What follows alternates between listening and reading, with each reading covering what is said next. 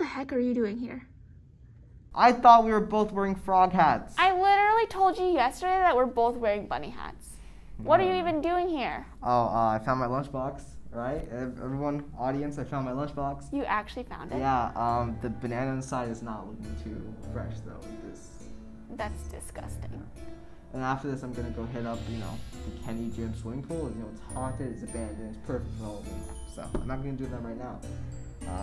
Good luck. We have a show to host. Yeah, you have a show to host. Good luck, have fun, do well. Bye, guys. Okay, so while he does that, hello everyone and welcome back to the Unite Show Halloween edition. I'm your host, Allie, and honestly, I'm probably going to be your only host because I feel like Maher's going to get eaten by a ghost at some point. I hope you had a great start to your second quarter and excited for the upcoming holiday.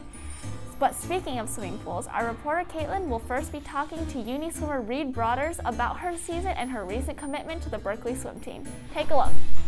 Oh, oh.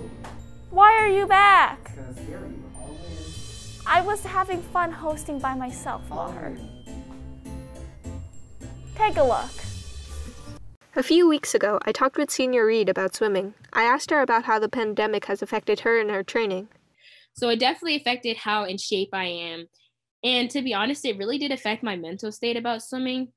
For the longest time, I know, like when I started back, I wasn't taking it like that serious because I was like, oh, okay, well, I'm just starting back. Like, it's okay. Like, I don't need to worry about it. And I was just like going through the motions, I would say. Like, I was definitely trying my hardest in practice, but like, I wasn't really like in it mentally. Like, I was like, I'm going to give my effort, but after that, I'm done with swimming. I don't want to think about it because the thought of trying to get back to where I was probably one of the biggest things that had me scared.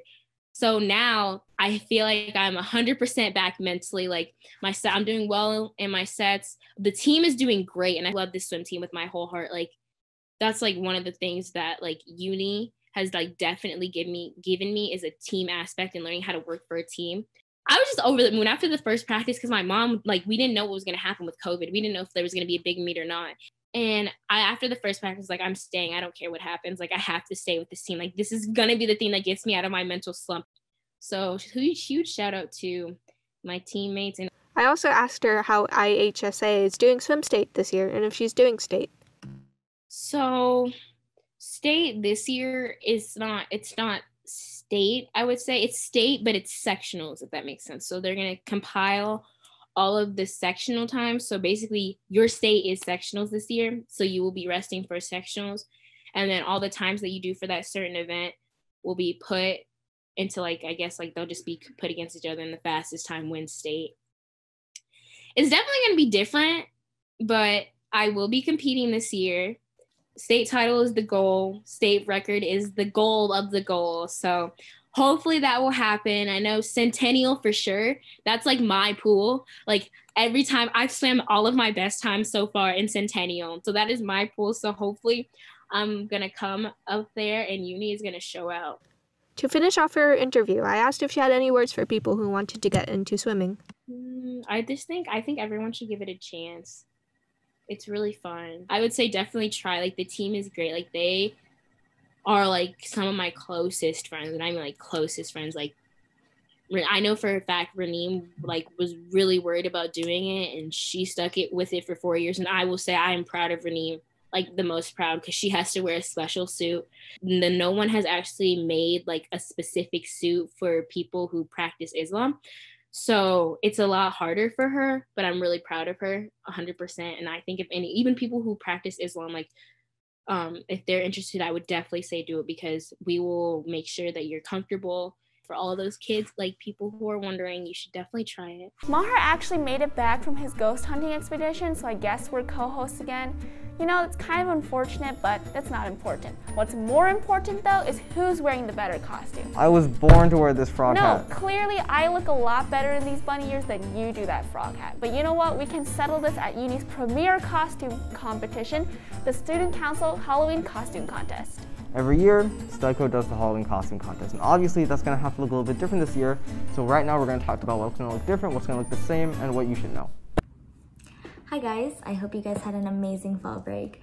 So if you've been checking your email, hopefully you heard about Studco's Halloween Trivia Night, which will be held next Friday from 6:30 to 8 p.m. And so this will be both a costume contest event and a trivia night, and with the costume contest coming first. And so this will be like our annual costume contest that's usually held in Uni Gym at lunch, and it'll be student voted. So you can come in your costume or you can send us pictures, and all the students will vote, and there will be prizes. And then it'll be followed up by trivia. And so this will be group-based trivia, and it'll be on Kahoot, and you can compete in teams up till 5. And so it will be uni-based trivia as well as Halloween. And so I hope you guys come and have an amazing time. Thank you for that information. We hope you guys all compete in the contest this year. With all the restrictions in place due to the pandemic, Halloween celebrations are definitely going to look a little different. Up next is our reporter Joanna, who's going to be giving us Halloween style. Hello guys, I'm Joanna. So if you're anything like me and you like to put things off until the very last minute, then chances are you probably don't have a Halloween costume yet. Well, if that's the case, then I got you, because today I'm going to be showing you guys a few easy but trendy Halloween costumes that you can totally pull off last minute. Okay, so you might have seen this picture. It's like a meme on like Twitter, and this picture has just been living in my mind rent-free. If you haven't seen it, well, that's awkward, but if you have, I wanted to recreate this meme. So for this first costume, I made my hair shorter. I also gave myself thicker eyebrows, a beard, and I wore a tracksuit, and we're done. So the second costume is an Among Us costume, and all you need is clothes of the color that you want to be. Maybe you could get like a matching backpack if you have one, and that's it. I recreated pink, green, white, black, orange, maybe blue, some green, and yellow. Thank you, Joanna. Ali, you think I should go trick-or-treating? Mahar, would anybody want a 17-year-old kid showing up at their door in a frog hat? You're way too old. To be fair, if I shave, I look like a middle schooler, so. You know, good luck with that. You can try that out. Anyways, up next, Olivia will be talking to Miss Simpson about her very special Halloween decorations this year. Take a look. Hi guys, this is Miss K. I'm going to be doing a DIY Halloween decoration that I used to do as a kid. What you're going to need is some cotton balls, some tissue, some string. I have floss because I don't have any string, and a Sharpie. So the first thing you're going to do is put the cotton ball into the Kleenex and kind of make it look like a ghost. You're going to want to tie the string around the cotton ball so that it stays in. It's looking like a ghost already. Yeah? Woo, there it goes. Then you want to give it a face. I don't have a black Sharpie. That's what I usually use. I wanted to use red because, you know, Halloween, gore, blood, all that fun stuff. Yeah. Great, so we have our first ghost. I wanted to show you what to do if you break a tissue so you don't waste product. You can just ball it up like a cotton ball, or, you know, if you don't have cotton balls at home, you can use tissues instead. And then you can also put them like on the same string like a garland, or you can hang them individually. Some other types of string you can use. I used yarn as a kid because I was kind of into knitting. I was going to use fishing line, but I couldn't get a hold of any before I made this. Yeah, so this ghost is actually going to have a mad face. So yeah, so these are our DIY Halloween ghosts. I hope you like them. I hope you make them. And happy Halloween! Thank you, Miss Simpson. I have a total of 3 pumpkins on my porch this year, which is 3 more than last year, so I feel like I'm really getting into the Halloween spirit. No one cares about your pumpkins, Ali. Yes, they do. One of them is 41 pounds, so it's really cool. Anyways, daylight saving time is ending this Sunday, November 1st. This is a fallback, which means you should turn your clocks back 1 hour. And it means I have 1 more hour to work on my college application. Mahar, they're literally due that day. Change of plans, I will be working on them right now. While he does that, next up, if you don't have a Halloween costume, you're in luck. Fing will be showing us how to put on some scary Halloween makeup. Mahar, you're literally working on them right now? Yeah. Hi everybody. Today I'm going to show you how to use stuff that you'll have at home, or you might have at home, to do Halloween makeup. We're going to do some peeling skin today. And I'm going to start right here. I'm going to work my way around. It's a little too green at the moment, but we'll fix that in a second. When you get punched in the eye, it radiates out.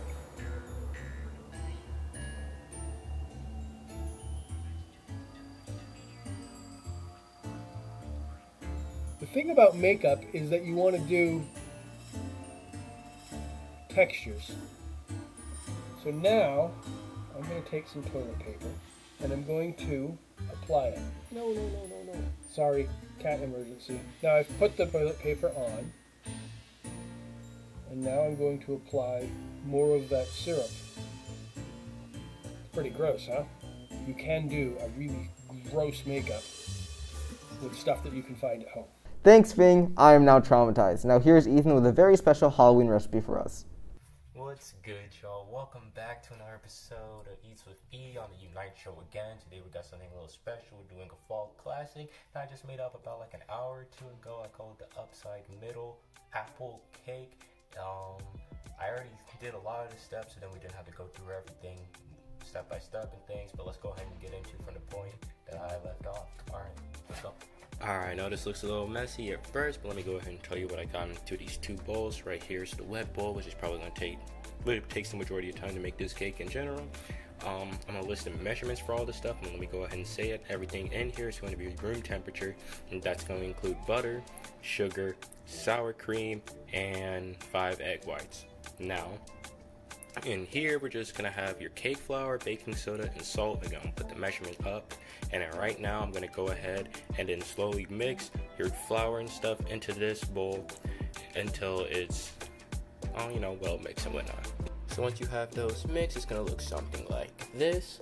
Now, I recommend for this next part, well, in general, having most of the stuff in the bigger bowls just so you want to add your dry to your wet, and I kind of messed up there, but yeah. And now next we're going to want to do is add a cup of room temperature whole milk. I happen to only have 2%, so I guess we'll see if that really makes a major difference by how bad this cake turns out. Hopefully great. But yep, I'm going to go ahead and mix that in here, do it slowly for about a minute until it's well mixed again like this, and I'll see you after that. Alright, so once everything is nice and mixed together, you should have a bowl that looks something like this. Very thick batter, but nice and fluffy too at the same time.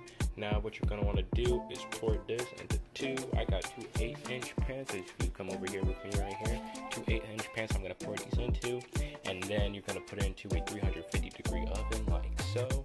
And then once you got those in the oven, we're going to go into the next step, which is prepping the apples for the upside middle part of this. For those cakes for baking, here's some apples that I literally cut like 3 hours ago because this is taking so long.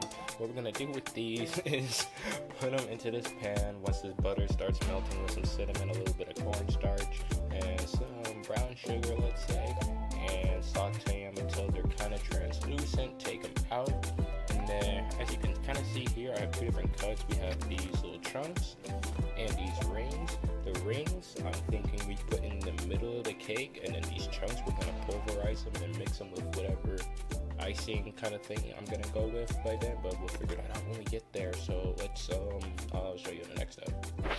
So I went and did all that. I actually like cut the cornstarch part out of that just because I don't want these kind of jelly-like. So, I guess we'll see how this goes. I'll come back and it's a little bit more translucent. Alright, real quick, if you haven't noticed, I'm making this up as I go along. Let's see if we can make a kind of appley frosting as we get the ring ones to start sauteing. These are done, it's kind of how you want them to look. Right here, I got a hand mixer, we're going to pulverize these. I got like however much whipping cream is in here, and some cream cheese heavy frosting that we're going to whip in here. Let these cool down for a little bit. And then, yeah, hand mix these until they're pulverized and whatnot, and all your other stuff. So this is about how I wanted the apples. Now make this icing. We just add some icing to it. I'm gonna do a scoop at a time because I feel like I got a reasonable amount. Wait and see until I got the whipping cream. If you want to add whipping cream to whatever, just make sure that this is cooled first, or else it's just not gonna work. So, yeah, I'm gonna show you the end product of this once I'm done. Hopefully it doesn't look like a complete mess. I'm tired. Let me go ahead and started. Anyways, let's get into it. Right now we got the icing done. Here's one of the cakes. This one's pretty much cool. This one's still cooling because this one got done quicker. So what you want to do here, if you're taking like the cake decorating Gordy's class, you know the deal, just wet your butter knife or whatever, put the thing in here, whip it, flip it, spread it. You know the gist of it. After you do that, I'm thinking we put some apples on this layer, then put the next cake and maybe apples on top. At this point, I'm so tired, it's very hot in here. I'm gonna show you what the cake look like when it's done. Here's the cake. It's tasty, it's a little messy, but I recommend go ahead and trying to make it. As you can see, I've tasted some a little bit already. Icing's not gonna come out smooth because it's chunky icing, but it's a new fall classic. That's the Eastwoofy apple upside middle apple cake. Yeah. Go try it. Thanks, Ethan. Hey, Al, you want to hear a scary story? Okay, what's the story? There was once upon a time a frog, right? A very cute and innocent frog. And she lived a very nice life in the swamp. You know, he loved being green. What is this frog's name? Oh, Maher. The frog's name was Maher. Frog? Yeah, okay. Maher the frog, right? But then once upon a time, he was cursed by a witch. A witch. And he was forced to host a talk show with this evil, like violent bunny for like the rest of eternity. And you know, I think I've heard that story before, but it actually has a happy ending. Really, what's the happy ending? The bunny eats the frog. How would a bunny? Anyways, up next, if you want to hear a scary story that's better than Maher's lame one, here's Esra. Welcome to the Unite Show Halloween special. My name is Esra, and today I'm going to be sharing a classic spooky urban legend. There was once a hunter in the woods who, after a long day of hunting, was in the middle of an immense forest. It was getting dark, and having lost his bearings, he decided to head in one direction until he was clear of the increasingly oppressive foliage. After what seemed like hours, he came across a cabin in a small clearing. Realizing how dark it had grown, he decided to see if he could stay there for the night.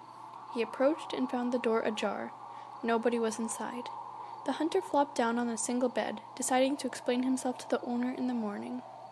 As he looked around, he was surprised to see the walls adorned by many portraits, all painted in incredible detail. Without exception, they appeared to be staring down at him, their features twisted into looks of hatred. Staring back, he grew increasingly uncomfortable. Making a concerted effort to ignore the many hateful faces, he turned to face the wall, and exhausted, he fell into a restless sleep. Face down in an unfamiliar bed, he turned blinking in unexpected sunlight. Looking up, he discovered the cabin had no portraits, only windows. Thank you, Esra. We hope you guys are still in a spooky mood because up next, Mr. Prescott's kids, Selah and Silas, will be giving us a very spooky weather broadcast. All right, introduce yourselves. I'm Selah, Colleen Prescott, and Si. You ready? You ready, Si? I'm Sarah Prescott. And that was the weather going to be again? 56. 56. And a low of 37. A high of 56 and a low of 57. 37. So 37. Say a low of 37. A low of 37. And I think it might be, it's sunny, and Si I think it's going to be windy. Windy! What can we do if it's windy out? We put on a jacket. What do you think, Silas? He thinks it's windy. Yep, a hood and a jacket and some gloves if your hands are getting cold. I hope it doesn't snow on Halloween again. Happy Halloween, everyone. Bye. Happy Halloween, everybody. Bye. I love you. I love you. Anything else? Bye. No, bye. I love you. Bye. I love you. Thank you, Selah and Silas. You know, I thought Esra's story was scary, but this was terrifying. You know, I'm glad you enjoyed it. When I was a kid, at the mere sound of thunder, I would break down crying, actually. So, how old were you? Was this like last week? I don't want to talk about it. Okay. Last week, Spravitat Club held Uni's first virtual event, the Great Uni Carve-Off. Although there were so many great pumpkins submitted to the contest, we'd like to feature a very special one on this show. we're going to be talking to Charlotte, whose pumpkin was deemed best or most likely to feature on the Unite show. So we're getting pretty popular, right? All thanks to me. Oh no, it's all thanks to me. Competition. I chose to decorate my pumpkin like the Joker because it's a very simplistic design that's highly recognizable and very much in the Halloween theme. So happy Halloween, everyone! That's all for this week's Halloween episode. From Maher's mysteriously reappearing lunchbox to all the scary stories that were told, we hope you're in the Halloween spirit. If you're going to celebrate Halloween this year, it's important to be very safe. You know, with the weather getting colder, it's all the more important to take precautions such as washing your hands, wearing a mask, and getting a flu shot. We hope you enjoyed this week's episode. Make sure to stay tuned to this YouTube channel for more and follow at unihigh.yearbook on Instagram. Here to unite the community, this is the Unite Show with Maher and Ali. We hope you enjoyed watching, and happy Halloween! Happy Halloween! Happy Halloween!